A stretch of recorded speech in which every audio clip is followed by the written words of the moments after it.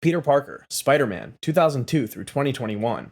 Peter Parker is Marvel's punching bag with a hero complex. Across every version, Toby, Andrew, Tom, or animated Spider-Verse Peter, his life is a beautiful mess soaked in bad timing, grief, and unpaid rent. He gains powers, sure, but the cost? Astronomical. Uncle Ben dies, Auntie May dies, Gwen Stacy falls to her death, MJ forgets he exists, best friends turn into villains. Even when he saves the day, it often comes with a heartbreaking price tag. In No Way Home, Peter literally loses everything. His identity is exposed, his friends are in danger, and in his attempt to fix it all, he ends up erasing himself from their memories. He saves the multiverse, but becomes a stranger in his own life. No family, no friends, just Peter, alone in a dingy apartment, sewing his suit by hand, because that's all he has left. The curse of being Spider-Man is that you have to keep swinging, even when the world takes everything from you. That's Peter, unlucky in every universe, but always getting back up. He may be doomed to suffer, but his heart never quits. And somehow, in between all the loss, he still manages to crack a joke mid-fight. Jesse Pinkman, Breaking Bad, 2008 through 2013. Jesse starts off as a goofy burnout with no direction, but by the end of Breaking Bad, he's been completely emotionally demolished, manipulated, beaten, caged, and haunted by ghosts only he can see. Jesse's biggest flaw? He's too loyal, especially to the worst father figure imaginable, Walter White. Walt uses Jesse like a tool, dangling affection like a carrot, then tossing him aside the second things get messy. His own parents kick him out. His relationships turn tragic. Jane dies choking on her own vomit as Walt watches silently. Then there's Andrea, murdered as a message. Jesse ends up trapped by neo-Nazis, forced to cook meth in chains like some industrial-age slave. He watches children die. He blames himself. The guilt weighs more than the bruises. Jesse's story is not only about drugs, but also about what happens when you try to find redemption in a world built on lies. He fights for scraps of freedom, love, and decency, but they're always just out of reach. By the time he speeds away in that final El Camino scene, screaming through tears, it doesn't even feel like a happy ending. It just feels like escape. And after everything, that's more than he ever thought he'd get. Toby Flenderson, The Office, 2005 through 2013. Toby Flenderson is proof that you don't need explosions or supervillains to be unlucky.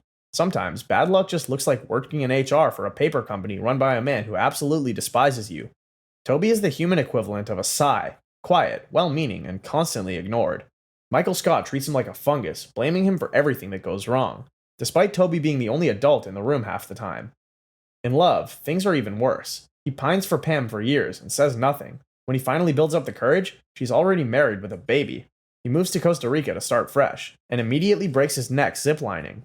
Back at work, he's forgotten, pitied, talked over. Even when he tries to investigate the Scranton Strangler, he ends up getting strangled by the guy. You can't make this up. The show ends with Toby alone in New York, unemployed, still working on the same sad novel no one will ever read. His roommates ditch him. His love life never existed. In the world of The Office, where everyone gets some kind of redemption, Toby is the guy fate just quietly leaves behind. Theon Greyjoy, Game of Thrones, 2011 through 2019. Theon Greyjoy is the guy who thought he could have it all: glory, power, respect, but instead ended up the poster child for regret. He was raised by the Starks as a ward, more like a hostage with a nice room, and when the time came, he betrayed the only people who ever truly cared for him. He took Winterfell, tried to act like a king, and it all blew up in his face. His crew turned on him, his plan failed, and then came Ramsay Bolton. What followed wasn't just bad luck, it was a descent into something worse. Theon was tortured, broken, and stripped of his identity, both figuratively and literally. Ramsay renamed him Reek, and it stuck. Theon became a shell of who he was, haunted by every choice he made and everything that was done to him. But his story didn't end there. He slowly clawed his way back toward redemption. He risked everything to save his sister, Yara. He fought to protect Bran at Winterfell, and though he didn't survive the battle, he died with honor, something he hadn't had in a long, long time. Theon's luck may have vanished early on, but in the end, he reclaimed a piece of himself. That's something even Ramsay couldn't take. Andy Stitzer, The 40-Year-Old Virgin, 2005.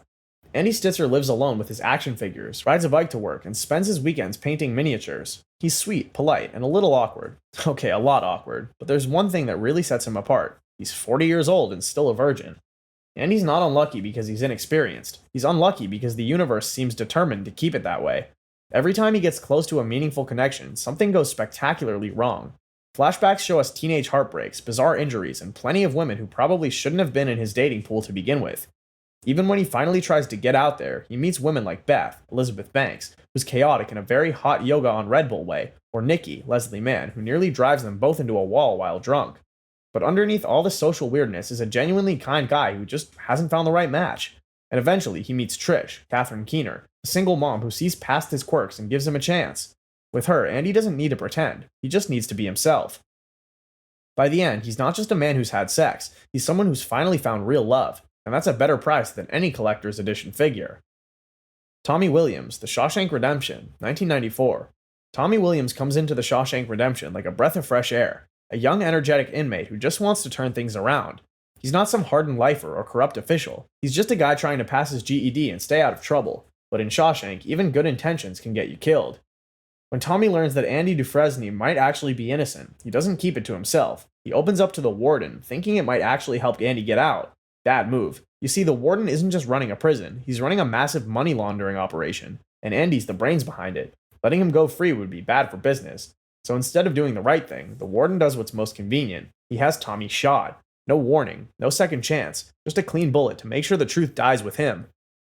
Tommy's death is one of the film's most gut-wrenching moments. He wasn't a hero, he wasn't a villain, he was just a kid trying to do one decent thing, and he paid for it with his life.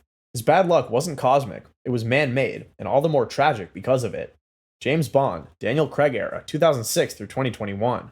The classic James Bond could take a punch, lose a lover, flip a car, and still walk into a casino with a smirk. But Daniel Craig's Bond? He bleeds, he grieves, he loses everything, again and again, and keeps going, only to lose more. This Bond isn't just unlucky, he's human. It starts in Casino Royale, when Bond falls in love with Vesper Lynd. She's sharp, complex, and the first person who truly breaks through Bond's emotional armor. Then, she dies horribly, drowning in front of him while he's helpless to stop it. That loss scars him, not just emotionally, but spiritually. He never quite recovers.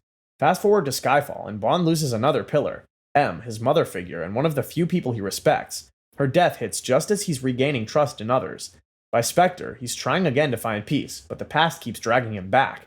And in No Time to Die, Bond gets one final gut punch. He learns he has a daughter, just in time to sacrifice himself for her safety. He's the only Bond to die. No gadgets, no last-second saves, just the end of the line. His luck doesn't run out all at once. It's chipped away until there's nothing left but silence and sacrifice. Sam Lowry, Brazil, 1985. Sam Lowry isn't a hero. He's a daydreaming bureaucrat trying to stay invisible in a world that punishes curiosity. In the dystopian maze of Brazil, everything is paperwork, paranoia, and pipe systems. The government kills innocent people because of typos, and no one dares to question it, except Sam, sort of, by accident. It all starts when a clerical error leads to the wrongful arrest and death of an innocent man. Sam's job is to fix it quietly, but when he tries to help the man's widow, he slips into a bureaucratic black hole. Then he meets Jill, a mysterious woman who looks exactly like the one in his dreams. She becomes his obsession and his escape, but love doesn't conquer all here, it barely buys him time. The deeper Sam digs, the more the system crushes him. He's labeled a terrorist, tortured, and ultimately lobotomized. The final twist? His rescue and escape were all in his mind. His body sits strapped to a chair, broken while he smiles, because his mind has fully disconnected from reality. Sam never had a chance. In a world run by forms and ductwork, imagination is rebellion. And in Brazil, rebels don't win. They just get filed under lost causes.